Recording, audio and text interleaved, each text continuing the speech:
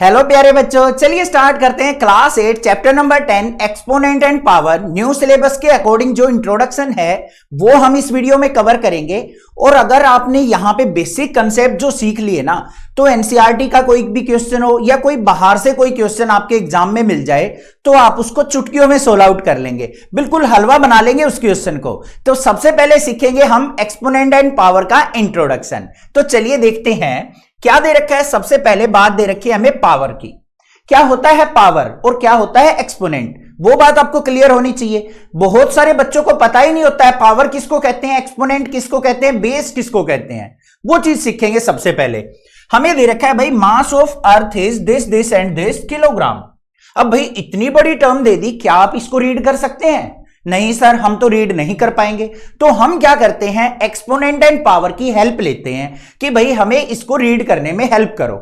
तो हम इसको किस फॉर्म में लिख सकते हैं? हम इसको ऐसे शॉर्ट फॉर्म में लिख सकते हैं 5.97 मल्टीप्लाई 10 की पावर 24 किलोग्राम। ठीक है, अब मान लो मैंने यहां पे क्या लिख दिया, इसको 5.97 मल्टीप्लाई 10 की पावर 24 किलोग्राम। अब आपका दिल कर रहा है सर मैं ये डेसिमल जो है यहां पे नहीं लगाना चाहता, मैं तो इसको ऐसे रीड करूंगा 59.7 मल्टीप्लाई 10 की पावर 23 किलोग्राम। जितना डेसिमल राइट साइड शिफ्ट होता जाएगा ना बच्चों, यहां से पावर जो है एक डिक्रीज होती चली जाएगी। अब किसी बच्चे का दिल कर रहा है सर मैं तो इसको और राइट साइड में शिफ्ट करना चाहता हूं, तो क्या हो जाएगा 597 मल्टीप्लाई 10 की पावर 22 किलोग्राम। अब ये पावर्स कहां से आई? 10 raise to the power 24, 10 raise to the power 23, 10 raise to the power 22 कैसे आई?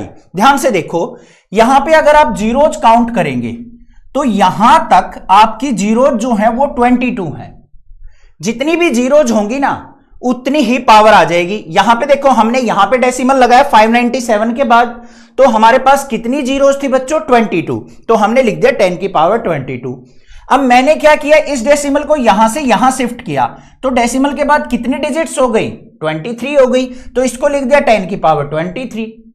अब इसको मैं और आगे शिफ्ट करता हूं, यहां पे 5.9 लिखता हूं, तो मेरे पास डेसिमल के बाद कितनी डिजिट्स हो गई? 24। तो मैंने लिख दिया 10 की पावर 24। बात आ गई ना समझ में? और एग्जांपल देख लो, मान लो मैं आपको कह देता हूं 10 की पावर 4, तो इसका मीनिंग क्या है? 10 की पावर 4 का मतलब 4 टाइम्स जीरो आपको यूज करनी है यहां पे। तो 1 2 3 4 ये हो गया 10 रेज टू द पावर 4।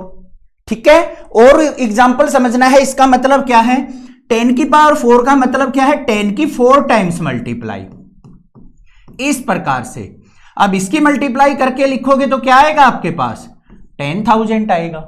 आएगा या नहीं आएगा? अब बात समझो, एक्सपोनेंट किसको कहते हैं, पावर किसको कहते हैं और बेस क्या होता है। मान लो आपको यहां पे दे दिया 3 की पावर 4। क्या दे दिया? 3 रेज टू द पावर 4। तो जो ये पूरी टर्म होती है ना, इसको तो हम बोलते हैं बच्चों पावर। क्या बोलेंगे इसको? पावर। और जो ये हमारा 3 है ये हमारा कहलाएगा बेस। क्या कहलाएगा बच्चों? बेस कहलाएगा। और जो ये हमारी पावर ऊपर लिखी हुई है, इसको बोलने में पावर कहते हैं, raise to the power, but ये क्या होता है? एक्सपोनेंट होता है हमारा, एक्सपोनेंट। ये चीज आपको ध्यान देनी है, कोई भी दिक्कत नहीं होनी चाहिए समझने में। ये पूरी की पूरी टर्म क्या कहलाएगी? पावर। जिसके ऊपर हमारी raise to the power, power ऊपर जाती है, उसको हम बेस कहते हैं, और जो ऊपर लिखा जाता है वो होता है हमारा एक्सपोनेंट। ठीक है, समझ में आ गई? अब इसको रीड कैसे किया जाता है, ध्यान से देख लो। जैसे यहां पे 10 की पावर 24 है, तो इसको रीड करेंगे हम 10 रेज टू द पावर 24, कि 10 के ऊपर, रेज मतलब ऊपर, 24 पावर है। समझ में आ गई ना बात? यहां तक कोई दिक्कत नहीं है। आगे चलते हैं। आगे क्या आ जाता है हमारे पास? Power with negative exponent. अब भाई हमने तो पढ़ लिया था यहां पे 10 की पावर 4 देख लिया, मान लो 3 की पावर 4 दे दिया, या कुछ और इस तरीके से टर्म दे रखी है। भाई नेगेटिव पावर भी हो सकती है हमारे पास, मान लो इस तरीके से दे दे हमें 2 की पावर -3। अब क्या करेंगे भाई? हमें करना क्या है, कैसा भी क्वेश्चन दे रखा हो बच्चों, अगर आपको नेगेटिव पावर दिखाई देती है तो सबसे पहले उसको पॉजिटिव पावर में कन्वर्ट करना है। अब करेंगे कैसे, सिंपल सी बात है, इसका रेसिप्रोकल ले लो। रेसिप्रोकल कैसे लिया जाता है, जो भी टर्म है ना हमारी उसको क्या करो 1 अपॉन में लिख दो, तो इसको लिख देंगे 1/2 की पावर 3, नेगेटिव पावर को पॉजिटिव बना लेंगे। समझ में आ गई बात। अब इसको सिंप्लीफाई करना हो तो क्या हो जाएगा, 1/2 की पावर 3 का मतलब क्या है, कई बार बच्चे 2 3 जा 6 लिख देते हैं, गलत हो जाएगा, यह चीज ध्यान देनी है।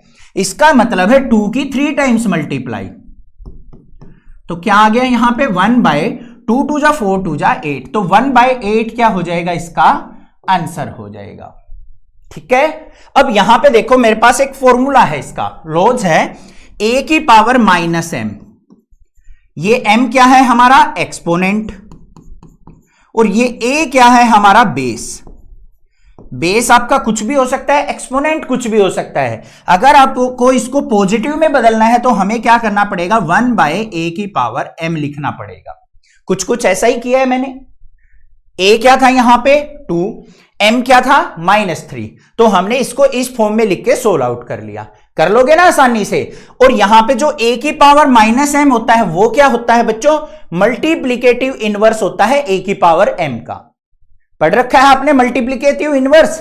मल्टीप्लीकेटिव इनवर्स क्या होता है, अगर मैं इसको और उसको आपस में प्रोडक्ट करता हूं तो रिजल्ट मेरा 1 आएगा। देखो कैसे, a की पावर -m इसकी मल्टीप्लाई a की पावर m से करता हूं, तो मैंने बताया था नेगेटिव को पॉजिटिव बनाने के लिए हम क्या करेंगे बच्चों, रेसिप्रोकल 1/a की पावर m लिख देंगे, इसको मल्टीप्लाई a की पावर m, कट गया तो क्या बचा हमारे पास 1।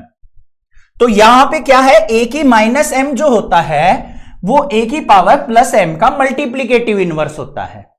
ज्यादा कुछ दिमाग लगाने की जरूरत नहीं है, बस इस फॉर्मूले को ध्यान से समझ लो कि नेगेटिव पावर को हम पॉजिटिव कैसे बनाते हैं।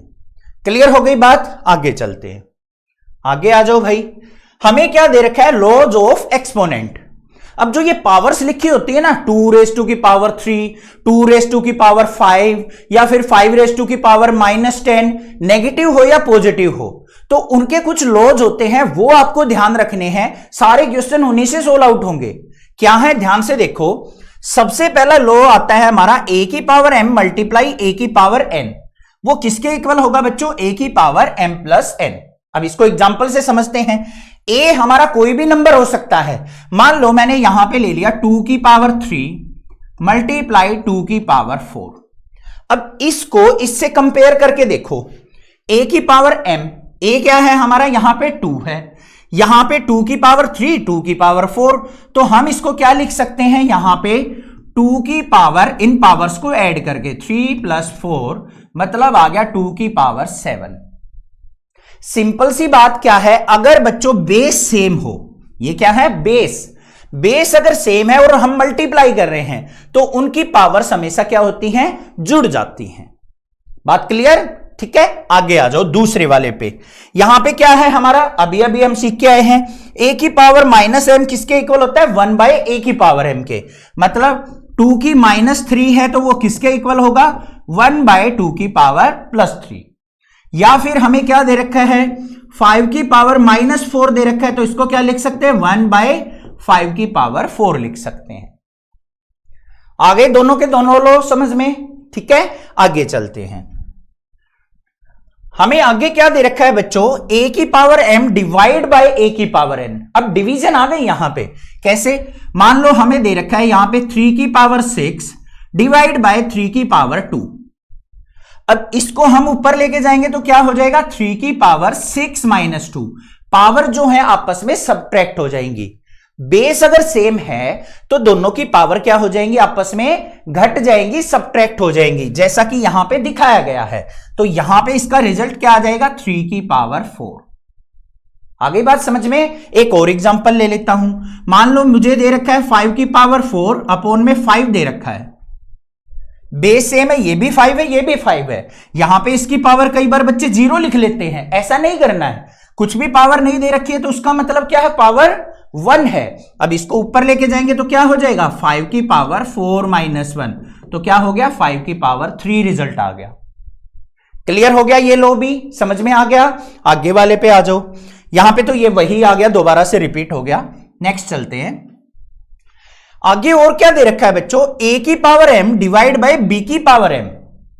क्या है मतलब? यहां पे मान लो दे रखा है 2 की पावर 3 अपॉन में 3 की पावर 3। ध्यान से देखो, a और b बेस अब अलग अलग हैं और पावर क्या है? सेम है। यहां पे बेस क्या है? 2, पावर 3 है। यहां पे बेस 3 है, उसकी पावर 3 है, तो पावर क्या हो गई? यहां पे सेम हो गई ना, एक्सपोनेंट सेम हो गए। तो हम इसको क्या लिख सकते हैं? 2/3 की पावर 3। क्लियर बात? समझ में आ गई बात? ये एक्सपोनेंट होता है, बोलने में पावर बोल देते हैं हम, क्योंकि ये पूरी टर्म जो कहलाती है वो क्या कहलाती है? पावर कहलाती है। क्लियर हो गया? और एग्जांपल ले लेते हैं एक। मान लो हमारे पास दे रखा है 5 की पावर 4 और नीचे दे रखा है 5 की पावर 3। ये तो हमारे पास सेम बेस हो गए, तो इसको तो हम क्या करेंगे? पीछे वाला फॉर्मूला यूज करेंगे, 5 की पावर 4 माइनस 3 ऐसे करके। बट अगर मेरे पास ऐसे दे रखा होता 5 की पावर 4 अपॉन में 6 की पावर 4। अब देखो पावर सेम है, बेस जो है अलग अलग है, तो इसको कैसे लिखेंगे बच्चों? 5/6 की पावर 4। बात क्लियर हुई या नहीं हुई? इसमें और इसमें डिफरेंस समझ में आ गया? ठीक है, आगे चलते हैं। आगे आ गया भाई, a की पावर 0 क्या होता है हमारा? 1 के इक्वल होता है। कोई भी नंबर है, मान लो 2 की पावर 0 लिख दिया, हमेशा क्या आएगा? 1 आएगा। मान लो हमने 10 की पावर 0 लिख दिया, हमेशा रिजल्ट क्या आएगा? 1 आएगा। या फिर हमने क्या कर दिया भाई? 10,000 की पावर 0 लिख दिया, रिजल्ट क्या रहेगा? हमेशा 1 ही रहेगा। ये चीज आपको ध्यान देनी है। क्लियर बात? कोई दिक्कत नहीं है। अब इसका प्रूफ दिखाता हूं मैं कैसे होता है, ध्यान से समझो। a की पावर 0 1 कैसे होता है, कैसे रिजल्ट निकलता है, अपनी क्लास वाले बच्चों को या अपने टीचर से कंसल्ट भी करना। अब यहां पे देखो 0 को मैं कैसे लिखता हूं? a की पावर 1 माइनस 1 इक्वल टू 1 लिख सकता हूं या नहीं? क्योंकि 1 में से 1 गया 0 ही होता है। इसको मैं अलग अलग करके लिखूं तो a की पावर 1 मल्टीप्लाई a की पावर माइनस 1 इक्वल टू 1 भी लिख सकता हूं। लिख सकता हूं ना, क्योंकि मल्टीप्लाई है, बेस सेम है, पावर ऐड करेंगे तो a की 1 माइनस 1 ही बनेगा। अब इसको हम क्या कर सकते हैं? जो अभी अभी हमने एक लॉ पढ़ा था, ये वाला, नेगेटिव पावर को पॉजिटिव बनाने के लिए हम क्या करते हैं बच्चों? रेसिप्रोकल। तो इसको क्या लिख सकता हूं मैं? a multiply 1/a equal to 1। a से a कट गया तो 1 इक्वल टू 1 आ गया। तो इसका मतलब किसी की भी पावर 0 करेंगे तो रिजल्ट हमेशा क्या आएगा? 1 आएगा। नेक्स्ट लॉ क्या है हमारा? a की पावर m की पावर n। ये किसके इक्वल होता है? a की पावर m मल्टीप्लाई n के। कैसे? मान लो हमें दे दिया भाई 6 की पावर 2 और इसकी पावर 3, तो हम जो एक्सपोनेंट्स होते हैं उनकी प्रोडक्ट करके भी लिख सकते हैं। कैसे? यहां पे 6 की पावर 2 मल्टीप्लाई 3, तो क्या आ गया? 6 की पावर 6 आ गया। ये दोनों क्या होंगे? आपस में इक्वल होंगे। एक और एग्जांपल लेते हैं, 5 की पावर 6 की पावर 2, तो इसको कैसे लिख सकते हैं बच्चों? 5 raise to the power 6 multiply 2, तो क्या आ गया? 5 रेज टू दी पावर 12। इसका मीनिंग ये हो गया कि पावर के ऊपर पावर हो तो हम उन दोनों को मल्टीप्लाई करके राइट डाउन कर सकते हैं। नेक्स्ट लॉ पे चलते हैं। क्या है? a की पावर m मल्टीप्लाई b की पावर n। बेस अगर अलग अलग हो और पावर सेम हो तो हम बेस की मल्टीप्लाई करके लिख सकते हैं। घबराओ मत, जब बाकी क्वेश्चंस करेंगे ना सारी चीजें क्लियर हो जाएंगी। बस ये फॉर्मूले आपको ध्यान देने हैं। क्या है यहां पे? मान लो हमें दे दिया 2 की पावर 3 मल्टीप्लाई 3 की पावर 4। सॉरी, पावर हमें सेम रखनी है, ये आ गई। पावर सेम है, बेस अलग अलग है, तो हम क्या करेंगे? यहां पे जो बेस है ना उनकी मल्टीप्लाई करके लिख देंगे। 2 मल्टीप्लाई 3, और दोनों की पावर सेम थी तो उसको ऐसे की ऐसे रख दिया, तो क्या आ गया यहां पे? 6 की पावर 3। ठीक है, पता चल गया इसको कैसे यूज करना है। आगे चलेंगे। आगे मैंने क्या किया है, जितने भी फॉर्मूले थे ना, जितने भी लॉज हमने पढ़े हैं, वो सारे के सारे यहां पे लेके आ गया मैं। आप इनको अच्छे से एक बार नोट डाउन कर लो, वीडियो पॉज करके आपको समझ में आ जाएगा कि कौन कौन से लॉ कैसे यूज करने हैं। ये हमारा बेस है, ये पावर है, एक्सपोनेंट है। तो हमारे पास रिजल्ट ये आएगा। इस तरीके से मैंने रेड वाले रिजल्ट लिख रखे हैं और जो डार्क ब्लू है वो हमारे क्या हैं, इस टाइप से आपको क्वेश्चंस देखने को मिलेंगे, इस टाइप से आपको वैल्यू देखने को मिलेंगी। अब नेक्स्ट जो पॉइंट आता है बच्चों वो आता है डेसिमल का। डेसिमल लगाया कैसे जाता है और हटाया कैसे जाता है वो चीज समझनी है। मान लो आपको कोई नंबर दे रखा है 5.4, क्या दे रखा है 5.4, तो इसका डेसिमल कैसे रिमूव करेंगे? बिल्कुल सिंपल है, ध्यान से देखो। पॉइंट के बाद कितने डिजिट्स हैं? 1 डिजिट है, तो डेसिमल को अगर हम रिमूव करते हैं तो अपॉन में आ जाएगा 10।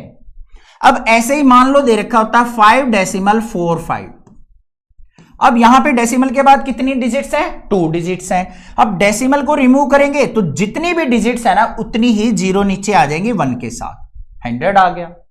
अब मान लो और नंबर दे रखा है, बड़ा नंबर दे रखा है कोई 2.36854 ऐसे दे रखा है, इसका डेसिमल रिमूव करना है आपको। इजिली कर लेंगे, डेसिमल रिमूव करेंगे तो कितने डिजिट्स हैं? 1 2 3 4 5, तो यहां पे 5 जीरोज 1 के साथ लगा देंगे, हो गया डेसिमल रिमूव। यहां तक आ गया समझ में?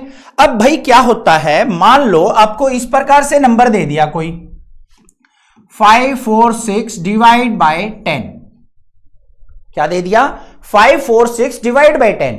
अब डेसिमल लगाना है हमें, तो कैसे लगेगा? यहां पे देखो जीरो कितनी है? 1 जीरो है, तो एक डिजिट छोड़ के डेसिमल लगा दो, क्या आ जाएगा? 54.6 आंसर हो गया।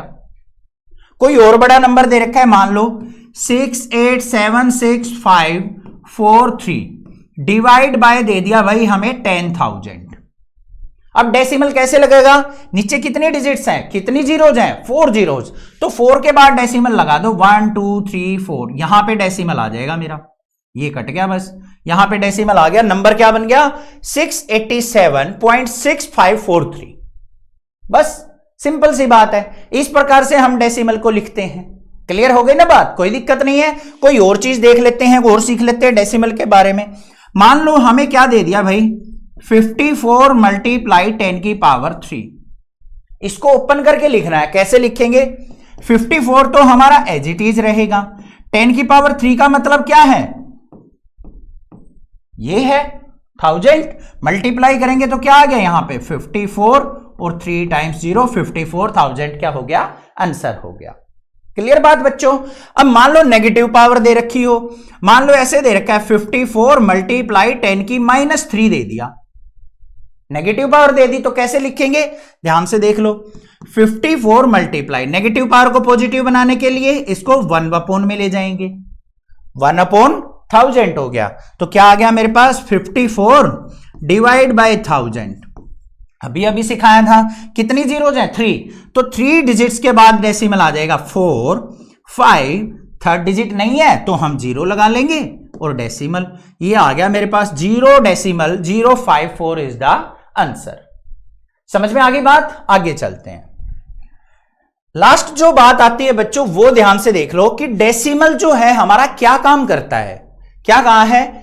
Very small number can be expressed using the negative exponent. जो बिल्कुल छोटे छोटे नंबर होते हैं ना, माइक्रो नंबर होते हैं, जैसे कई बार हम माइक्रो ऑर्गेनिज्म देखते हैं, आप साइंस में पढ़ेंगे तो उसका साइज क्या होता है? नेगेटिव पावर में दिखाया जाता है। ठीक है, मॉलिक्यूल्स का साइज भी नेगेटिव पावर में दिखाया जाता है, एटम्स का भी, छोटे छोटे एटम्स होते हैं उनका भी साइज जो होगा वो क्या होगा? नेगेटिव में दिखाया जाता है। जिन चीजों को हम नेक्ड आई से, नंगी आंखों से नहीं देख सकते, उनको हम क्या करते हैं? नेगेटिव पावर में लिखते हैं। क्लियर बात बच्चों? और जो हमारे क्या होते हैं? वेरी लार्ज नंबर होते हैं, जैसा कि हमने अभी अभी देखा था कि मास ऑफ अर्थ बहुत ज्यादा था, उसको हमेशा हम क्या लिखते हैं? पॉजिटिव पावर में लिखते हैं। क्या लिखा था अभी अभी हमने पॉजिटिव पावर में? 5.97 मल्टीप्लाई 10 की पावर 24 किलोग्राम पॉजिटिव पावर में लिखा है। अब मान लो ऐसे ही बिल्कुल छोटी सी चीज हो जो हमें दिखाई ही नहीं दे रही है, जिसको हम माइक्रोस्कोप की हेल्प से दिखते हैं, तो उसको हम कैसे लिखेंगे? ऐसे लिखा मिलेगा 2 मल्टीप्लाई 10 की -19 किलोग्राम। इस प्रकार से नेगेटिव पावर लिखी मिलेगी आपको। ठीक है, जैसे 4 जोन इलेक्ट्रॉन होता है, 4 जोन प्रोटॉन होता है, वो क्या होता है? बहुत स्मॉल होता है, जो कि हमें दिखाई ही नहीं देता, उनको हम नेगेटिव पावर में लिखते हैं, और जो बड़ी चीजें होती हैं उनको हम पॉजिटिव पावर में लिखते हैं। समझ में आ गई बात? ये था सारा इंट्रोडक्शन मेन जो है इस चैप्टर के अंदर वो है हमारे लॉज, वो आपको समझ में आने चाहिए, किस प्रकार से यूज करना है, बस चैप्टर बिल्कुल हलवा नजर आएगा। बाकी मेरे पे छोड़ दो, सारा चैप्टर बिल्कुल इजी बना दूंगा, टेंशन मत लो। ठीक है, चैनल को सब्सक्राइब, वीडियो को लाइक जरूर करना, ज्यादा से ज्यादा शेयर करना। Thank you students, love you students.